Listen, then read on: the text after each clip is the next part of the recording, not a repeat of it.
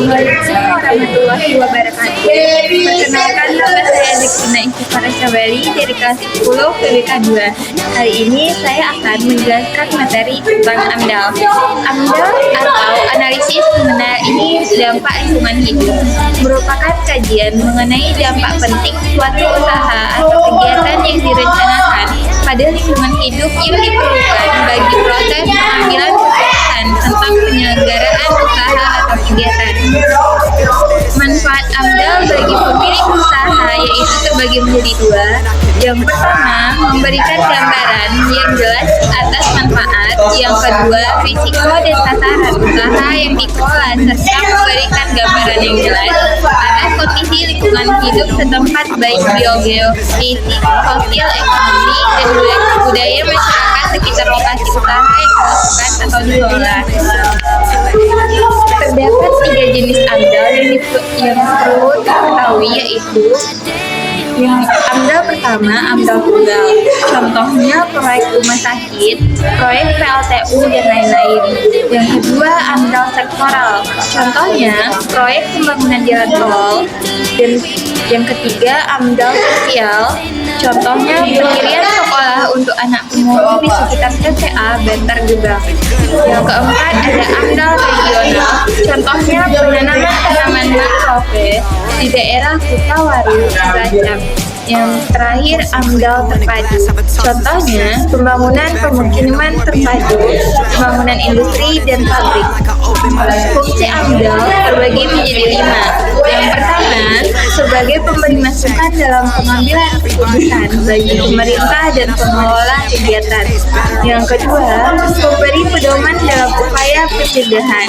Yang ketiga, pengendalian. Yang keempat, pemantauan dampak lingkungan. Yang kelima, pemberi informasi dan data bagi perencanaan pembangunan suatu wilayah. Berdasarkan Perundang-undangan Nomor 22 Tahun 2021, kriteria usaha yang wajib memiliki AMDAL yaitu yang pertama, perubahan bentuk lahan dan bentang alam. Yang kedua, eksploitasi sumber daya alam baik yang terbarukan maupun yang tidak terbarukan.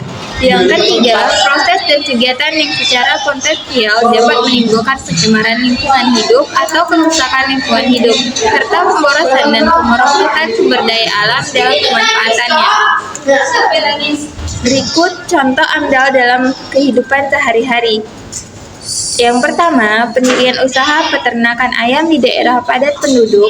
Yang kedua, pembangunan jalan tol melintasi kawasan hutan. Yang ketiga, pembangunan pabrik pengolahan limbah di daerah industri. Yang keempat, pembangunan gedung perkantoran di kawasan pemukiman.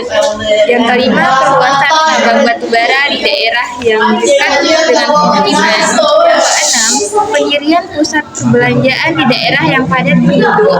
Yang ketujuh, pembangunan bendungan atau waduk di kawasan pertanian atau permukiman. Yang kedelapan, penambangan pasir dan batu di daerah sungai atau pantai. Dan terakhir, pembangunan PLTU atau pembangkit listrik di daerah penduduk. Alasan diperlukannya AMDAL untuk studi kelayakan sesuai dengan tamat amanat dari undang-undang dan peraturan pemerintah serta sebagai bentuk menjaga lingkungan dari operasi proyek kegiatan industri atau kegiatan-kegiatan yang dapat menyebabkan kerusakan lingkungan.